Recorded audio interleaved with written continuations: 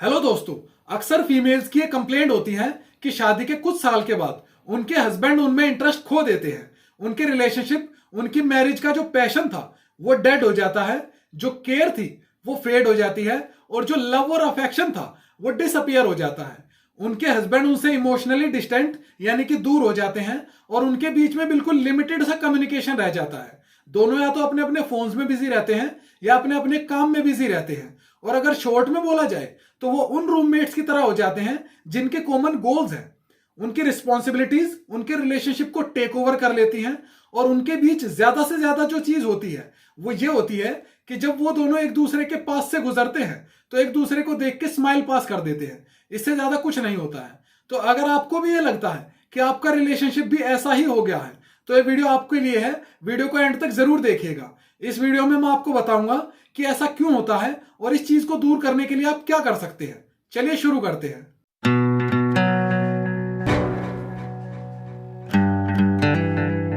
शादी के कुछ साल के बाद अक्सर कपल शादी को नजरअंदाज कर देते हैं। ना वो एक दूसरे को खुश करने की कोशिश करते हैं, ना वो एक दूसरे को सरप्राइज देते हैं, ना कॉम्प्लीमेंट देते हैं और ना ही वो एक दूसरे को अप्रिशिएट करते हैं। जैसे जैसे रिस्पॉन्सिबिलिटी बढ़ती जाती है उनके बीच में दूरियां भी बढ़ती जाती हैं और जब बच्चे हो जाते हैं तो सिचुएशन और भी खराब हो जाती है। आपकी फिजिकल अपीयरेंस चेंज हो जाती है, आपकी प्रायोरिटीज चेंज हो जाती है, इवन आप खुद चेंज हो जाते हो। और यही चीज है जो हस्बैंड एक रिलेशनशिप में बिल्कुल नहीं चाहता है।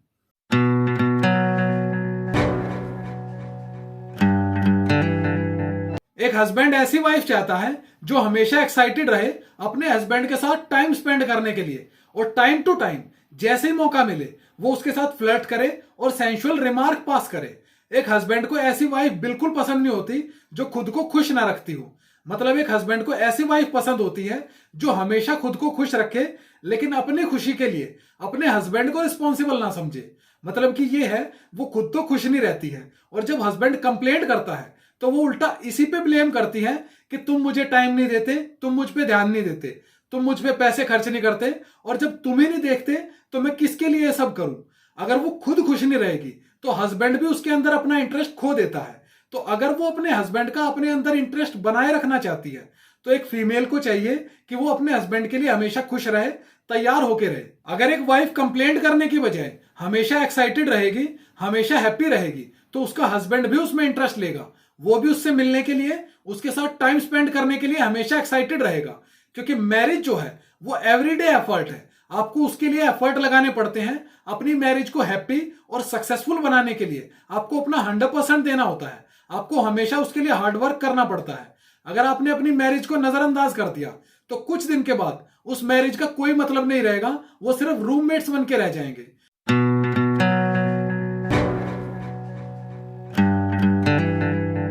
आज की वीडियो में मैं आपको ऐसे 8 रीजन बताऊंगा जिसकी वजह से हस्बैंड अपनी वाइफ में इंटरेस्ट खो देते हैं। सबसे पहला रीजन ये है कि आप अपनी स्माइल के लिए हमेशा अपने हस्बैंड को रिस्पॉन्सिबल समझती हैं। आप ये कहती होंगी कि उसे आपकी खुशी के बारे में सोचना चाहिए, लेकिन ऐसा नहीं है।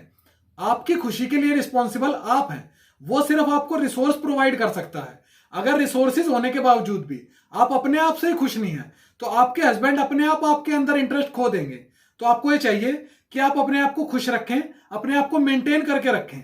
अगर आप खुश होंगे तो आपकी खुशी से आपके हस्बैंड का आप में इंटरेस्ट बनेगा। वो आपसे मिलने के लिए एक्साइटेड रहेंगे और वो ये जानने की कोशिश करेंगे कि आप किस वजह से खुश हैं, ताकि आपकी खुशी में वो भी इंक्लूड हो सके। और जब दोनों खुश रहेंगे तो रिलेशनशिप अपने आप हैप्पी रहेगा। अगली चीज ये है कि आपने इस चीज पे ध्यान देना ही बंद कर दिया है कि आप कैसे दिख रही हैं। वजह चाहे जो भी हो, एज हो, बेबी हो, रिस्पॉन्सिबिलिटी हो, लाइफस्टाइल हो या फिर स्ट्रेस हो, वजह चाहे जो भी हो, पर अल्टीमेट रिजल्ट ये है कि आप खुद पे ध्यान नहीं देती हैं। आप अपने आप को शीशे में देखिए और एक बार इमेजिन कीजिए कि शादी के टाइम पे आप कैसी थी और अब कैसी हो गई हैं। ना आपको ड्रेसिंग सेंस है, ना आपको खाने पीने का ध्यान है, ना आपको अपनी बॉडी मेंटेन करनी है। आप ओवरवेट हो चुकी हैं और ना ही आप सजना संवरना पसंद करती हैं और हमेशा घर पे ऐसे कपड़ों में रहती हैं जिसे देख के कोई एक्साइटमेंट नहीं होती। आप सिर्फ तब तैयार होती हैं जब किसी फंक्शन में जाना होता है। तो अगर आप ओकेजनली ब्यूटीफुल लगेंगी तो हस्बैंड का इंटरेस्ट भी तो ओकेजनली होगा। तो आपको चाहिए कि आप इन सारी चीजों के बावजूद भी खुद पे ध्यान दें, अपने आप को मेंटेन करें और अपने हस्बैंड को हमेशा ब्यूटीफुल लगे। अगर आप घर पे गंदी सी मैक्सी पहन के रहोगी या फिर घर पे मेकअप नहीं करोगी, आपको नहाए हुए कई दिन हो जाते हैं, या आप शैम्पू नहीं करती ढंग से, मतलब आपने अपने आप की ग्रूमिंग बंद कर दी है, तो हस्बैंड का इंटरेस्ट क्यों होगा भाई? आपको देख के उसे कोई एक्साइटमेंट ही नहीं होती, और घर से बाहर निकलते ही उसे एक से एक खूबसूरत, एक से एक वेल ग्रूम्ड लड़कियां दिखाई देती हैं, एक से एक मेंटेन्ड लड़कियां दिखाई देती हैं, तो ऑब्वियसली उसका इंटरेस्ट आपसे हटके उनमें जाएगा ना। तो आपको चाहिए कि घर पे ही उसको एक ऐसी ब्यूटीफुल वाइफ मिले कि उसका इंटरेस्ट कम ही ना हो। अगली चीज ये है कि जब भी आप एक दूसरे से बात करते हैं तो आप खुद को छोड़ के बाकी दुनिया जहान की बातें करते हैं। सपोज आपका हस्बैंड या किसी दिन आप ये बोलें कि चलो थोड़ी देर घूम के आते हैं, या छत पे थोड़ी देर बैठते हैं, एक दूसरे से बातें करते हैं, तो उस वक्त आप क्या बातें करते हो? उस वक्त या तो आप अपने वर्क प्लेस के कंफ्लिक्ट डिस्कस करते हो, या अपने घर के अंदर जो इन लॉज के साथ कंफ्लिक्ट हुए हैं वो डिस्कस करते हो, या फिर अपने बच्चों की टेंशन लेके बैठ जाते हो, या किसी फाइनेंशियल इश्यू पे बात करते हो, लेकिन अपने बारे में बातें नहीं करते हो। वो बातें जो शादी के शुरुआती दौर में होती थी, एक दूसरे को कॉम्प्लीमेंट देना, एक दूसरे को छेड़ना, एक दूसरे की तारीफें करना, या फिर कुछ सेंसुअल टाइप की बातें करना, ये नहीं करते हैं। तो अगर जब भी आप एक दूसरे के साथ टाइम स्पेंड कर रहे हैं तब भी दुनिया जहान की बातें करनी है, तो आप उस रिलेशनशिप में कहां हैं भाई? बॉन्ड तो तब बनेगा ना जब आप अपनी बात करेंगे। अपनी बात करी नहीं तो बॉन्ड कैसे बनेगा? और अपनी बात करने के लिए आपको वक्त निकालना पड़ेगा, ऐसे चलते चलते बात नहीं होगी। आपको स्पेशली ये चीज सोचनी पड़ेगी कि हमें एक दूसरे को टाइम देना है, क्योंकि हमारी अल्टीमेट प्रायोरिटी हम दोनों ही हैं। अगली चीज ये है कि आप उन्हें अप्रिशिएट ही नहीं करती, चाहे वो आपके लिए जो मर्जी कर लें। एक रिलेशनशिप के अंदर दोनों को अप्रिशिएशन की जरूरत होती है। वो एक अलग बात है कि फीमेल इस चीज को बोल देती है और मेल जो है वो इस चीज को बहुत कम बोलते हैं। मतलब हस्बैंड को भी अप्रिशिएशन चाहिए होता है, चाहे वो बोले या ना बोले। लेकिन आपने क्या करा होता है, आप उन्हें तभी अप्रिशिएट करते हो जब वो कोई बहुत बड़ा, बहुत रिमार्केबल सा काम करे, जैसे वो आपके लिए कोई एक्सपेंसिव गिफ्ट लेके आए हैं, या फिर आपको उन्होंने कोई बड़ा सरप्राइज दिया है। आप सिर्फ तभी उन्हें अप्रिशिएट करेंगे। लेकिन वो जो छोटी छोटी बातें हैं जो वो आपके लिए डेली करते हैं, आप उन्हें अप्रिशिएट ही नहीं करते हैं। उसके लिए एग्जाम्पल ये हो सकता है कि आप अगर घर पे आने में लेट हो गए तो वो फोन करके पूछे कि आप कहाँ रह गए, इसके अंदर उनकी केयर होती है। या फिर आपकी तबीयत खराब है तो आपके लिए वो थोड़ा सा काम में हाथ बटा दें, या कभी कभी आपके साथ बैठ के आपको थोड़ा सा सहला दें, आपकी थोड़ी दिलजोई कर दे, आपको खुश रखने के लिए दो चार बातें कह दे। आप इन चीजों को कंसिडर ही नहीं करते हैं, जबकि छोटी छोटी बातें ही रिलेशनशिप को बहुत मजबूत करती हैं। कुछ औरतों के अंदर यह बीमारी होती है कि वो हमेशा अपने हस्बैंड को नैग करती रहती हैं। नैग करने का मतलब यह है कि वो हमेशा अपने हस्बैंड को नकारा समझती हैं। नकारा ये नहीं कि वो सीधा यही बोल देगी कि तुम निकम्मे हो, लेकिन हर छोटी बड़ी बात पे ताना सा मार देती हैं कि पड़े रहते हो, मैं पूरा दिन लगी रहती हूं, इस काम में हाथ नहीं बटाते, जिस दिन छुट्टी होती है फोन में घुसे रहते हो। तो इस तरीके के अगर आप ताने मारती रहेंगी तो कुछ दिन के बाद हस्बैंड जिद्दी हो जाते हैं। मैं ये नहीं कह रहा कि आप कोई चीज कहनी नहीं चाहिए, लेकिन उसको इस ताने की तरह नहीं कहना चाहिए, और रेगुलरली नहीं कहना चाहिए।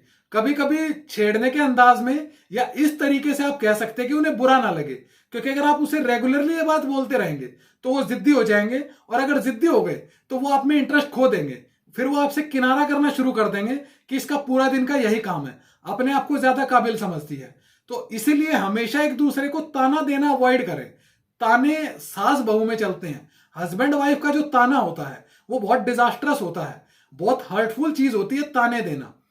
प्यार प्यार में छेड़ने के अंदाज में कहना एक अलग चीज होती है, और ताना एक अलग चीज होती है। और जिनकी शादी हुई है, ऑब्वियस सी बात है कि वो मैच्योर हैं, तो इतना बेवकूफ कोई नहीं होता जो ताने में और छेड़ने में फर्क ना कर पाए। एक शादी के अंदर छेड़ना ही काफी होता है ये चीज जताने के लिए कि वो क्या कहना चाह रहे हैं, ताने कभी ना मारें। और एक गलती ऐसी है जो अक्सर फीमेल नहीं करती हैं लेकिन कुछ फीमेल्स करती हैं, और वो ये है कि जब उनके हस्बैंड के फ्रेंड या रिलेटिव आते हैं तो वो अपने हस्बैंड का मजाक उड़ाना शुरू कर देती हैं, इनकी कमियां बतानी शुरू कर देती हैं, इनकी गलतियों को उछालना शुरू कर देती हैं। और वो इंसिडेंट्स जब आपके हस्बैंड की बेइज्जती हुई हो या इनसे कोई गलती हुई हो, उनको बता के हंसती हैं। आप इस चीज को वैसा मत समझना कि भाई आप अपने हस्बैंड को बेइज्जत कर रही हैं। मैं उसी पर्टिकुलर मोमेंट की बात कर रहा हूं जब आपके हस्बैंड को सब छेड़ रहे होते हैं और आप अपने हस्बैंड की साइड लेने की बजाय उनकी साइड ले लेती हैं। एक प्लेफुल टीजिंग एक अलग चीज होती है, खेल खेल में थोड़ा सा छेड़ना, लेकिन वो इतना नहीं होना चाहिए कि आपके हस्बैंड एम्बेरेस फील करें। क्योंकि अगर आप इस तरीके की हरकत करोगी तो आपके हस्बैंड लिटरली हर्ट हो जाएंगे और वो आपसे नफरत करनी शुरू कर देंगे। क्योंकि एक वाइफ के सामने हस्बैंड की ऑलमोस्ट हर चीज ओपन होती है, लेकिन वो आप तक ही सीमित रहनी चाहिए। अगर आपने उनके रिलेटिव, उनके फ्रेंड्स के सामने उनकी वो प्राइवेट चीजें उछाल दी या प्राइवेट चीजें डिस्क्लोज कर दी, तो सोचिए उन्हें कैसा लगेगा। तो ऐसी गलती कभी ना करें कि आप इस तरीके से अपने हस्बैंड का मजाक उड़ा दें कि उनके दिल पे लग जाए। छोटी मोटी टीजिंग वो चलती है, लेकिन उस बारीकी को कभी क्रॉस ना करें। आपको पता भी नहीं चलेगा आपके हस्बैंड कब हर्ट हो गए और सिचुएशन बहुत खराब हो जाएगी। वो रिलेटिव, वो फ्रेंड तो चले जाएंगे, लेकिन हस्बैंड हमेशा आपके साथ रहना है। तो आप हमेशा ये सोचें कि आप बेइज्जती कर रही हैं या फिर सिर्फ मजाक बना रही हैं। अगली चीज ये है कि आपने अपनी प्रायोरिटीज बदल ली हैं। एक साफ सुथरा घर हो जिसके अंदर कोई काम पेंडिंग ना हो, बच्चों ने सही से खाना खा लिया हो, बच्चों ने सही से कपड़े पहन लिए हो, या शाम को आपको क्या बनाना है, बस यही चीज आपकी प्रायोरिटीज रह गई हैं। आपका हस्बैंड आपकी प्रायोरिटी नहीं है। आप ये सोचती ही नहीं है कि आपकी लाइफ में आपका हस्बैंड भी है। आपको बस ये लगता है कि वो सामान लाके दे देते हैं और आप घर के काम कर लेती हैं, यही परफेक्ट लाइफ है। जबकि यह आपकी बहुत बड़ी गलतफहमी है। आपको अपने हस्बैंड को भी प्रायोरिटाइज करना चाहिए। आपको अपने हस्बैंड की पसंद की कभी कभी डिश बना देनी चाहिए, और स्पेशली अपने हस्बैंड के लिए टाइम टू टाइम तैयार होना चाहिए। और अपने हस्बैंड से बात करने के लिए, मिलने के लिए आपको टाइम निकालना चाहिए, ताकि आपके हस्बैंड को लगे कि आपकी लाइफ में उनके लिए भी जगह है। अगर आप अपने हस्बैंड की फेवरेट डिश बनाएंगी, अपने हस्बैंड के लिए तैयार होंगी, मेकअप करेंगी और अपने हस्बैंड के साथ टाइम स्पेंड करने के लिए खुद को फ्री रखेंगी, तो वो भी इस चीज पे ध्यान देंगे कि मेरी वाइफ मेरे लिए इतना करती है, तो मुझे भी अपनी वाइफ के लिए करना चाहिए। वो आपके लिए सरप्राइजेस प्लान करेंगे, आपको अच्छे अच्छे गिफ्ट लाके देंगे, और आपसे मिलने के लिए वो भी तैयारी करेंगे। क्योंकि जैसा आपका रिस्पॉन्स होगा वैसा ही उनका होगा। आपने नजरअंदाज करा, उनका इंटरेस्ट खत्म होता चला जाएगा। और इस चीज को हमेशा याद रखना, अल्टीमेट प्रायोरिटी आपका हस्बैंड होना चाहिए। क्योंकि आपके हर अच्छे बुरे वक्त में, आपके हर सही गलत डिसीजन में आपका हस्बैंड ही आपके साथ है, विलिंगली भी और अनविलिंगली भी। तो जो आदमी हमेशा आपके साथ रहने वाला है, उसको आप नजरअंदाज कैसे कर सकते हैं। अगली चीज ये हो सकती है कि आप दोनों की जो प्रोफेशनल लाइफ है वो बहुत ज्यादा स्ट्रेसफुल है। आपके वर्क प्लेस पे बहुत ज्यादा स्ट्रेस है और आपके हस्बैंड के वर्क प्लेस पे भी बहुत ज्यादा स्ट्रेस है, और उस स्ट्रेस की वजह से आप एक दूसरे को टाइम नहीं दे पाते हैं, एक दूसरे को समझ नहीं पाते हैं। तो इसके बीच में आपको क्या करना पड़ेगा, आपको ये समझना पड़ेगा कि पर्सनल लाइफ अलग चीज होती है और प्रोफेशनल लाइफ अलग चीज होती है। और यही चीज आपको अपने हस्बैंड को भी समझानी पड़ेगी कि भाई पर्सनल लाइफ अलग है, प्रोफेशनल लाइफ अलग है, और आपको इन दोनों के बीच में बैलेंस करना आना चाहिए। भाई पर्सनल लाइफ जो है उसमें आप एक दूसरे के साथ टाइम स्पेंड करें, एक दूसरे को तसल्ली दे, एक दूसरे को फील गुड कराएं, और प्रोफेशनल लाइफ में आप अपने काम को वहीं पे निपटा के आए और अपने स्ट्रेस को वहीं छोड़ के आए।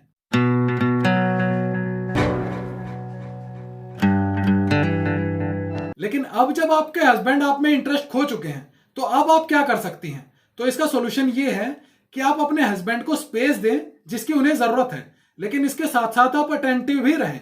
जैसे आपको मौका मिले आप अपने हस्बैंड के साथ टाइम स्पेंड करें, उनसे बातें करें, लेकिन घर की टेंशन की बातें ना करें। मैं ये नहीं कह रहा हूं कि आपको घर की टेंशन की बातें करनी बंद कर देनी चाहिए, लेकिन उस पर्टिकुलर टाइम पे, उस स्पेशल टाइम पे आप पूरी दुनिया में किसी की बात ना करें, सिर्फ अपनी दोनों की बात करें। आप उनसे उनके दिल की बातें जानें और उनसे अपने दिल की बातें कहें, और एक दूसरे को फील गुड कराने की कोशिश करें।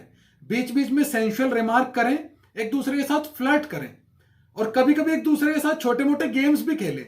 लूडो हुआ, बैडमिंटन हुआ, चेस हुआ, कोई भी ऐसा टाइम हो जो प्लेफुल हो, जिससे आप दोनों को फील गुड सा हो। ऐसा कभी कभी लाइफ में होता है कि ऐसा फेज आता है कि हम एक दूसरे को नजरअंदाज करना शुरू कर देते हैं, हमारा एक दूसरे में इंटरेस्ट कम होने लग जाता है। लेकिन अगर हम चाहें तो इस चीज को रिवाइव कर सकते हैं, अपने रिलेशनशिप के फ्लेवर को रिकवर कर सकते हैं, अपनी मैरिज को फिर से हैप्पी कर सकते हैं, और वो जो फेज था, जो रिलेशनशिप की शुरुआत में था, उसे कंटिन्यू कर सकते हैं। लेकिन उसके लिए मेहनत की जरूरत होती है, और उससे भी ज्यादा अपने दिमाग को सेंटर में रखने की जरूरत होती है, और इस चीज पे ध्यान रखना होता है कि हमारा रिलेशनशिप चल कैसा रहा है। उम्मीद है दोस्तों आपको वीडियो पसंद आई होगी। आप वीडियो को लाइक कीजिए, अपने दोस्तों के साथ शेयर कीजिए, और अपने ओपिनियन और अपने एक्सपीरियंस को कमेंट सेक्शन में जरूर शेयर करें। अगर अभी तक आपने चैनल को सब्सक्राइब नहीं किया है तो चैनल को सब्सक्राइब करके बेल आइकन जरूर दबाएं, ताकि आपसे कोई भी अपडेट मिस ना हो।